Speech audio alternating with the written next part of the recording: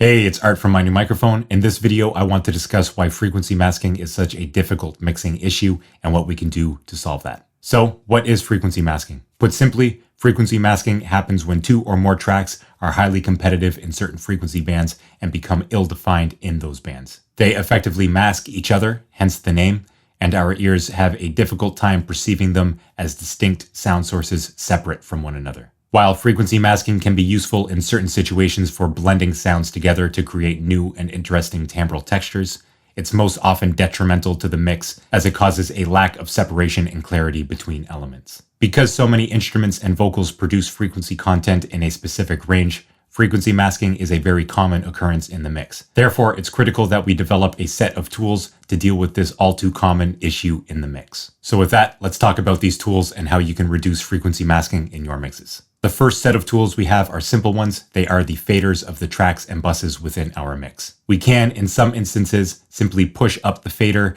of the more important track and make it louder than the competing tracks within the mix. However, this can often lead to uncanny and unbalanced mixes, so let's look at perhaps better options for dealing with frequency masking. When it comes to processing frequencies, EQ is the primary tool that comes to mind, and so it's the first one I will talk about when it comes to dealing with frequency masking issues in the mix. Using EQ, we can find the masked frequencies and cut these frequencies from the tracks of least importance to allow the tracks of most importance to shine in these specific frequency bands that are being masked. We can use the typical bell-type filters, shelving filters, low-pass filters, or high-pass filters for this purpose. In addition to cutting the problematic frequencies in the least important instruments, we can also choose to boost those same frequencies in the more important instruments to help improve clarity of those important instruments and also to add to the separation between the elements. Knowing which tracks are more important than others, especially at different frequency bands, is important when it comes to dealing with frequency masking with EQ. I would always suggest, before even processing within a mix, to jot down all of the tracks in the mix in order of importance, with the most important elements at top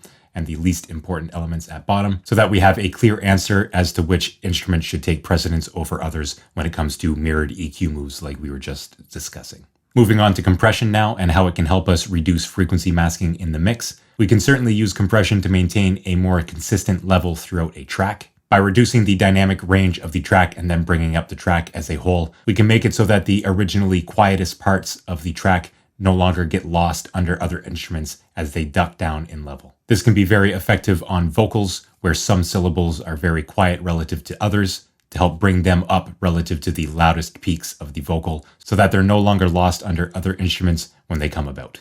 And an even better compressor strategy for dealing with frequency masking is utilizing sidechain compression. With sidechain compression, we can take one track and use it to control the compression of another track. So if we have two tracks that are competing with each other, we can take track A and use it to compress track B so that when they are both present, track A is actually ducking track B down in level. And then when track A is no longer present, track B will be up to its full original level. This is fairly common with kick drums and bass guitar, where the kick drum will compress the bass guitar when it's present so that the kick can poke through the mix, and then when the kick is not present, then the bass guitar will be back at its original level. We can also use vocals to control the compression of guitar or piano or any other instrument that may be competing with the vocal. If you're finding this video informative thus far, I would invite you to hit that like button to help this channel grow and reach more people. Thank you. All right, here we are inside of Logic Pro to discuss frequency masking here in the track Funny You Should Ask Me by Blunt Cousin. This is one of my projects here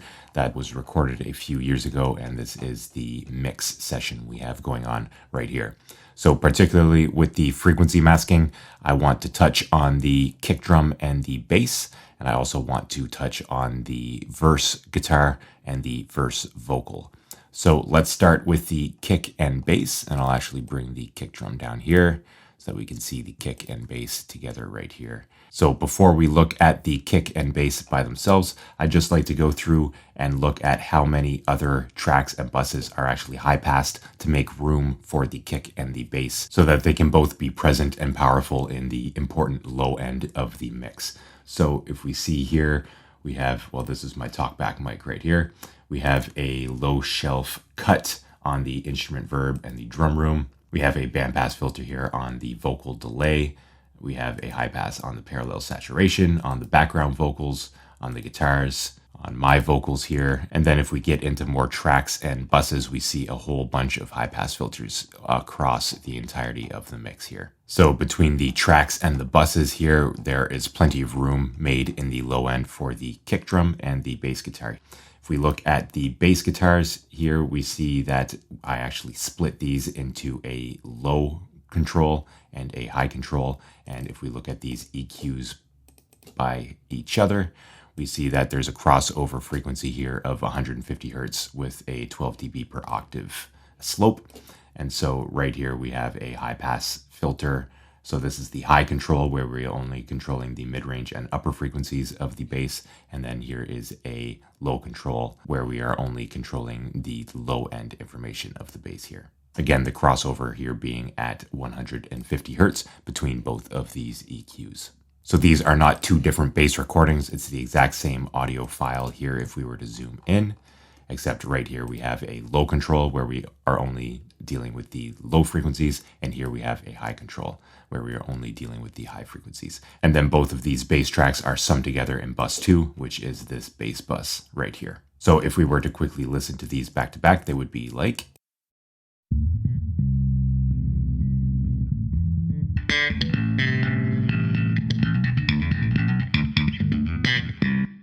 And you can see that there's some automation going on here with the bass as well. So again, this is a mixed track, but let's go through and see what I did to help with the frequency masking between the kick and the bass guitar in this mix. So in this mix, I actually didn't feel the need to do too much for frequency masking between the kick and the bass. What we have here is the EQ on the kick. I used a little bit of mirrored EQ here.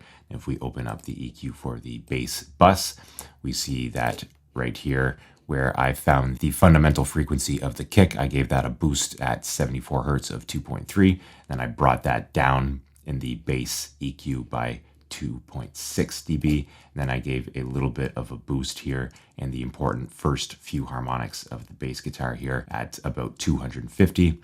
And then I brought down those frequencies by cutting the same range in the kick drum here. Moving on, I just use a little bit of serial compression here on the bass bus to really help the bass sit at a consistent level. And then I put a little bit of saturation here with FabFilter's Saturn 2 to really help bring out the bass in the mid-range without necessarily increasing its level across the entire frequency band, which would then interfere a little bit more with the kick drum in the low end. So that's really all I felt that this mix needed for bass and kick. I'm actually planning a video in the future that goes into greater detail about all the different techniques we can use to make the kick and bass sound better together in the mix. Once that video is available, I will leave a link to it in the description box down below. But now moving into the guitar and the vocal right here, which has a bit more frequency masking, particularly in the mid-range. We can have a listen to the last half of the intro and then into the verse. And we can see by looking at the guitar bus that the first plan of action that I had for this mix was to actually drop down the level of the guitar as the vocal comes in. So you'll notice about a 4 dB drop here if we are looking at the guitar bus right here.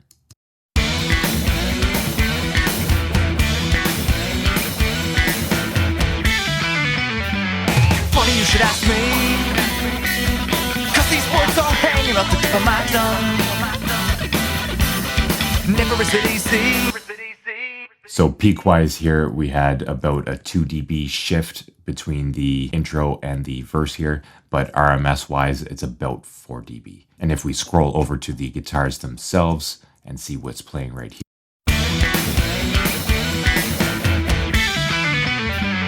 Funny you should ask me, 'cause these words are hanging off the tip of my tongue.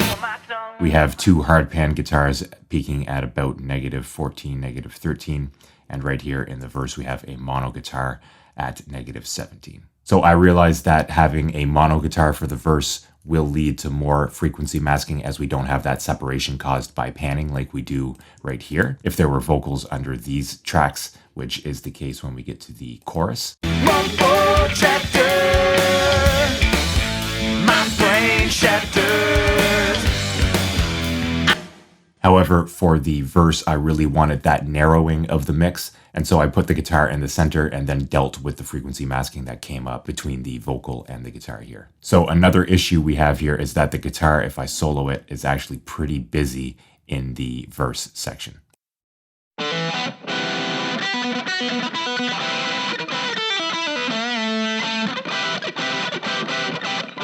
And then if I solo the vocal along with it, you'll hear that there's a little more competition between the vocal and the guitar as they're both a bit busy in this verse section. So let's solo these and have a listen. Never is it easy to reach out to a loved one. What it is that I see, material people lying, telling you who you be. And so you can hear there that there's quite a bit of competition just in the busyness of the vocal and the guitar in this section. And that a primary way of separating the two to make the vocal really pop out is to actually turn down the volume of the guitar in the verse here. Furthermore, you can see here by the audio waveforms of the vocal that it's fairly dynamic. And so what I did here was I bussed these two vocals here to a vocal bus, and there's a bunch of compression going on here. So I have two compressors on the lead vocal here. If we play this back. Funny you should ask me,